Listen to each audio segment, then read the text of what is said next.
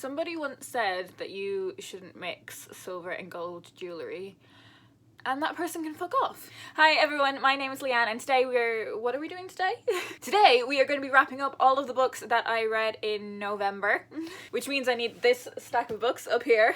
I read 13 books in November, which is pretty good. I'm very pleased with that. I didn't stick to my non-fiction November TBR, but I did read majority non-fiction, I think. I think 7 of the 13 books I read were non-fiction. I'm going to start with a couple of books that I read as part of a reading vlog, which I will leave linked down below in the description and in the cards. One of the books I read in that reading vlog was Period Power by Maisie Hill. This is a book that is all about kind of taking charge of your menstrual cycle and making it work best for you.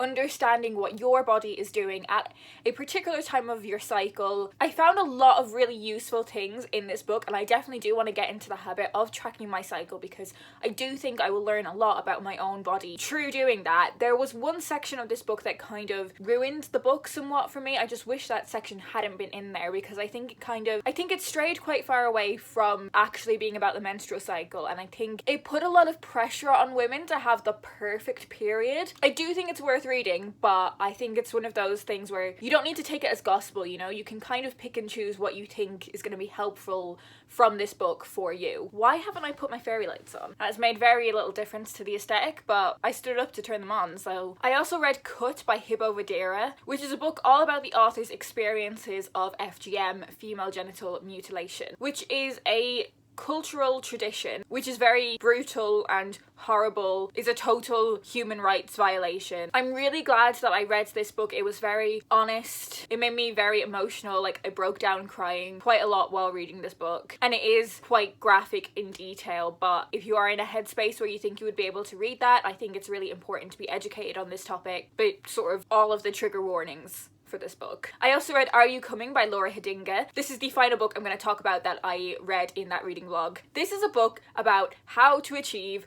orgasm if you are a person with a vulva and a vagina, and the 13 different kinds of orgasm you can have, some directly linked to that area, but some to do with different body parts altogether, different sex positions that you can do to help achieve these orgasms. A lot of us may have heard of the G-spot, but did you know that there's a U-spot? I didn't know that. And I don't know how much I really took from this book, but it was a fun read. I think other people would take a lot more from this book than I would. I have very little interest in achieving a U-spot orgasm. I'm just gonna put that out there. I don't want it. It sounded like too much hard work. Like on my part, it sounded like it was too much hard work, you know? But you know, if you are interested in all things sex, then this book might be of interest to you. Speaking of sex, I also read Sex Robots and Vegan Meat by Jenny Kleeman. I thought this book was fantastic. If you love all things Black Mirror, and the thing that you really love about Black Mirror is how kind of scarily close that technology is, this book will show you just how close that technology is. But in a very kind of measured, honest, no sugar-coated kind of way. This book is broken down into 4 different sections, where the author, who is an incredible journalist, explores 4 different topics. 1 being the future of sex robots, 2 being the future of the vegan meat industry, and she gets to try a lab-grown chicken nugget. The 3rd being the steps being taken towards a baby being able to grow and be born possibly being the wrong word, but without a person being pregnant. And the 4th being the death industry and a community of people who would like to choose when they die and when they can take their own lives. What's really interesting about all of these topics is I think when you get the surface level explanation from them, as someone who is kind of like very liberal and very into choice, like the concept of choice is something that I very strongly believe in. A lot of these concepts, they do seem like they would improve people's lives, but then once you delve into them more deeply, you discover the dark aspects of them and the really difficult ethical questions that they pose. I kind of left this book with more questions than I began it with, which was really good. It seemed like a lot of these technological advancements or technological curiosities were papering over the cracks that we have in society rather than trying to fix problems. If you're the type of person who wants to read this book, it doesn't matter what I tell you about it. The title Sex Robots and Vegan Meat will have been enough for you, so I thought this book was really great. I also read When Breath Becomes Air by Paul Kalanithi. Now, when I mentioned this book in my Nonfiction November TBR, you all told me that I was gonna cry, and I didn't. Does that make me a stone cold bitch? It's not that I wasn't emotionally touched by this book. I think I was just told so much that you're gonna cry, that I was like, no, I'm not gonna cry. This is Paul's memoir about his journey to becoming a doctor. He was a tremendously successful neurosurgeon until he himself fell ill. You follow him through the various stages of improvements to his condition, but also the deterioration of his condition. We follow how that affects his relationship with his work, with his wife. We follow his journey to fatherhood. It is a really touching and emotional story. Ultimately, what he begins to explore as he's writing this book, and he passed away before he got to finish it, was really what he values in humanity. There's also an incredible love of literature that shines through in this book, which I thought was really fantastic. It is kind of hard to review a book like this, if you know what I mean. Like, this is this guy's life and death. It definitely stands out against a lot of kind of medical memoirs I've read in the past. It definitely is an emotional one. I don't know if because people told me I was gonna cry was the reason I didn't. Do people know what I mean by that? But I am so glad that I read this one now. It has been sat on my shelf for quite a while, and it was a story that really deserves to be listened to and read. I also read Daily Rituals, Women at Work by Mason Curry. I spoke about this book in a video I did about 5 books from women from history. Again, I will leave that one linked in the description and in the cards if you want to check that out too. This was my bedtime read, and it was such a good bedtime read because the sections in it are very short. This is a book all about lots of different women who were creatives or career women or kind of blends of the two, and the daily rituals that they implemented into their work, the little routines that they had that helped them achieve the incredible things that they did achieve. There were so many incredible women that I had never heard of in this book, and it was great to get a little glimpse into their lives. Can we also just acknowledge this cover, because I love it. There are 140 different women in this book. I do really think it's the perfect book to have by your bedside, where you want to read before bed, you want to get in those 8 minutes that are meant to like really improve. Is it 6 minutes, 8 minutes? Those few minutes before bed that will improve your night's sleep. But you don't want to start something, you don't want to be like going to sleep midway through a chapter. This is the perfect book to have beside your bed for that. I also read Loud Black Girls, which is a collection of essays from lots of different women from lots of different fields, and they are all black women. There are a plethora of different topics covered in this book about experiences of being a black woman in day-to-day life in particular fields or careers, particular industries. There are essays about particular events. Something that I did notice about this book was the type of role models that like a lot of these women were mentioning that kept cropping up again and again. People like Diane Abbott, who was the first black female MP in the UK, and things like that really showcased to me how important it is to have fantastic role models. And something I really took away from this collection as well was, yes, it's important to empower black women to use their voices, to not be afraid to be loud, but it is equally important that we listen, that white women like me are listening to these people when they speak and elevating their voices and not speaking over them. I thought this book was really fantastic. If you liked the previous book put together by these editors, Slay in Your Lane, then I think of course you're gonna love this one too. So that is all the non-fiction. I think next we'll move on to fiction for grown-ups. I read Sticks and Stones by Joe Jakeman. Now, you know me, I don't read an awful lot of thrillers, so when I find one that really hits the mark, it is so exciting for me. In this book, we follow Imogen, who has just separated from her husband. He has a new, much younger girlfriend, and it quickly becomes apparent that he is a domestic abuser. One day when the husband goes to Imogen's house, events kind of spiral out of control, and Imogen ends up locking him in the basement. He is knocked out, she ties him up, and eventually the new girlfriend becomes involved, who was a victim of domestic abuse from him too, and his ex-wife also become involved. So there are these 3 women who do feel differently about this man, but who have all been victims of his violence or manipulation, and he's locked in the basement and they don't know what to do. I won't tell you any more about the plot other than that, but this was such a page turner. I was racing to the end to find out what was going to happen. There were moments where I had suspicions about certain characters and wasn't sure if those suspicions were going to be true or not. There were moments where I was on the edge of my seat not knowing what was going to happen next. That is such a rare experience for me in a thriller. So I'm so glad that I finally got around to reading this. I also read The Water Cure by Sophie McIntosh. You know, this is such a surprising book for me. I had kind of moderate expectations going into this book, so I was really pleasantly surprised.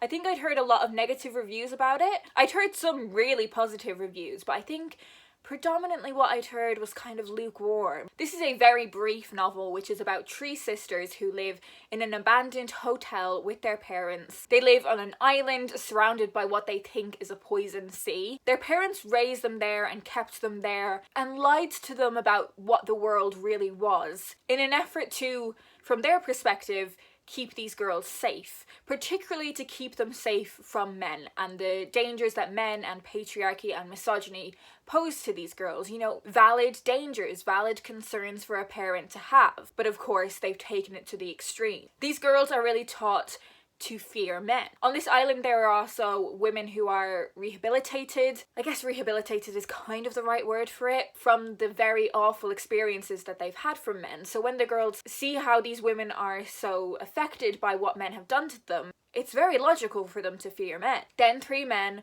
wash up on the shore of the island and things begin to change. I really liked this book. I think it was kind of an exploration of an idea, more so than something that had a tidy plot or particularly compelling characters. It was kind of just an exploration of an idea. And I'm not really sure what I was left with at the end of this book. But I don't think any of those things really detracted from my experience of reading this. In many ways, it's sort of, I think it's quite a hypnotic novel. I love books with sisters as well, so that's always going to really appeal to me. And it does have this very sinister undertone to it as well, which I really enjoyed. So yeah, by no means one of my favourite books of the year, but it's definitely one that I want to keep on my shelf, and one that I would really highly recommend. I also read a play this month, and that was The Lamplighter by Jackie Kay.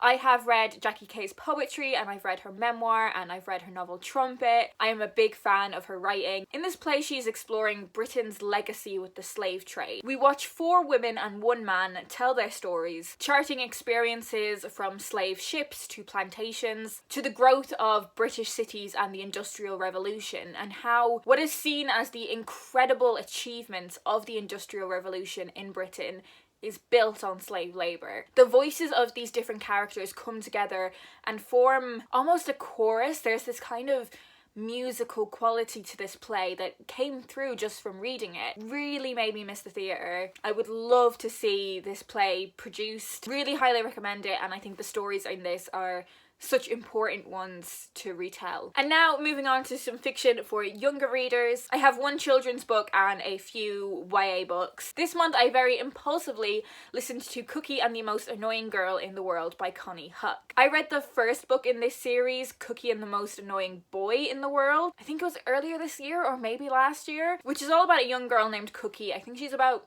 10 years old. The first book is all about Cookie going to a new school, and it sets up the second book just in the sense of she now has an established friendship group. You don't need to have read the first book to read the second one. Cookie is a very curious little girl. In this book there's a real kind of eco-focus and telling children about how important it is to be friendly to the environment. I think that message kind of missed the mark a little bit. There were a couple of things in it where I was like, that's not actually that eco-friendly, what she's doing in an effort to be eco-friendly, but it is just important that we try, so I'm not going to fault Cookie too much for that. The main source of tension in this book is that for her birthday, Cookie gets tickets to an Aliana Tiny gig. It took me an embarrassing amount of time to realise Aliana Tiny was meant to be Ariana Grande. It took me way too long. Cookie has a spare ticket and she has to decide whether she wants to take one of her best friends who has been acting kind of weird, and she gets into like a really petty, immature argument with, as you do when you're that age, or the popular girl who seems to be putting in so much effort to be Cookie's friend. I wonder why. I don't think these are the most incredible books for children out there, but then again, I'm not the target audience, what do I know? But they are fun, quick reads. They're entertaining, there are some great set pieces in there, and if you do want to listen to the audiobook, Connie Huck reads it herself, which she's a fantastic narrator, she does a great job. Then moving on to a trio of YA books. I read absolute classic of young adult writing for the first time. It was a book that I've been building to for quite some time. It was a book that so many people had told me I was going to love, and it is Forever by Judy Blume, and I loved it. This book. I have been gradually reading lots of Judy Blume's YA books, and I was building to this knowing it was going to be the culmination, and it did not disappoint. This book is all about the relationship between Catherine and Michael, who I think are 17 or 18 years old. They meet at a party Minority, and this is a novel all about first love, first sex, and first heartbreak. So Catherine has a lot of internalized misogyny when it comes to sex. She thinks that, you know, girls who have sex are bad, are tainted. Girls who have sex are not the good girls. And it's really interesting because a lot of the adults around her don't have that approach. There is one point where I think her grandmother sends her condoms. I would say the vast majority of the grown-ups in this book are really like sex positive, but Catherine thinks, you know, she will not be a good girl anymore if she sleeps with Michael. Even though she loves him, she's very scared of it. And there are some really interesting moments in this book where Michael is clearly frustrated that they're not having sex. And he is kind of encouraging her, and she's kind of saying, oh, next time, oh, next time. And he's getting frustrated, like he does want to have sex. And I think that dynamic was just done so well, because even though Michael does kind of say to her, I'm getting tired of waiting, you always say next time, it doesn't feel like he's pressuring her, because you see it from Catherine's perspective, you know that she does want to have sex. You know that she really, really does. She just has all of this internalized misogyny and fear, all of these external factors that is stopping her from doing what you know that she wants to do. This was written in the 1970s, which kind of blew my mind. And the first heartbreak aspect of this book, oh man, it got me in the feels. Love this. I cannot recommend this highly enough. Not only was like the story an enjoyable read, but I kind of found it like academically stimulating, you know? Like, I just want to write a dissertation all about sex in YA literature and why this is groundbreaking. I love it. I love it so much. I also have Melt My Heart by Bethany Rutter, which came out earlier this year. You may know Bethany Rutter as the writer of No Big Deal, which was a book I read last year and really enjoyed, but I loved this one even more. In this book, we are following a Lily Rose who is in that strange kind of summer in between finishing your exams when you're 18 and going off to university. A big part of this book is her figuring out whether she actually wants to go to university or not. And one of the things I really appreciated about this book was that it showed that there were lots of options other than going to university that are completely valid. There are lots of things going on in this book, and it is all balanced so beautifully. I don't know how Bethany Rutter spanned so many plates at the same time and kept them all spinning, but also making that spinning look so effortless. Okay, so Lily has a twin sister. Her twin sister is much slimmer than she is, and while Lily is incredibly body positive, she celebrates her body, she's very confident, as she damn well should be, there are moments where she does compare herself to her twin sister, who is seen as the kind of slimmer, prettier twin. And this comparison starts a real conflict when Lily meets a boy in the pub and they start dating, and it turns out this boy is the boy that her twin sister has had a crush on for ages. And they're dating, and Lily doesn't tell her sister. Simultaneously, over the course of this book, we're following the friendship between Lily and her best friend Cassie, and Lily's journey towards realizing that she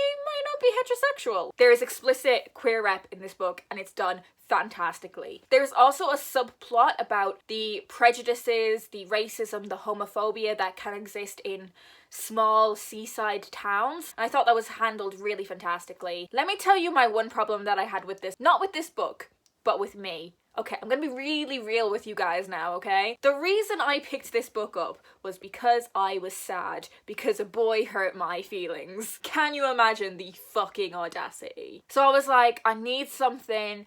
I need a little YA romance. I need something I'm gonna get through quickly. Little bit swoony. I need a comfort book. That's what I needed, and I turned to this book. And this book was exactly what I needed, apart from the fact that the male love interest has the same name as the boy who hurt my feelings. So immediately I was like, Lily, don't trust him. And it was just so funny when I got to his name and I was like, what are the chances? Anyway, that's not important to the review of this book. It's fantastic, read it. And the final book that I'm going to talk to you about is Guard Your Heart by Sue Diven. This is of course a proof copy, but it comes out in 2021. This was a real stellar month for me reading YA. If you like normal people, if you like Derry girls, read this. This is set in Derry in Northern Ireland in 2018, and we follow two teenagers who were born on the day of the Northern Irish peace deal. If you don't know about conflicts in Northern Ireland, you can always Google it, and I suggest that you do. These two teenagers, Iona and Aidan, their families are on opposing sides of the conflict. Aidan is Catholic, he's Irish, he's a Republican. Iona is Protestant, she is British, and both her father and her brother are in the police. While in theory, in 2018, there should be no problem with these two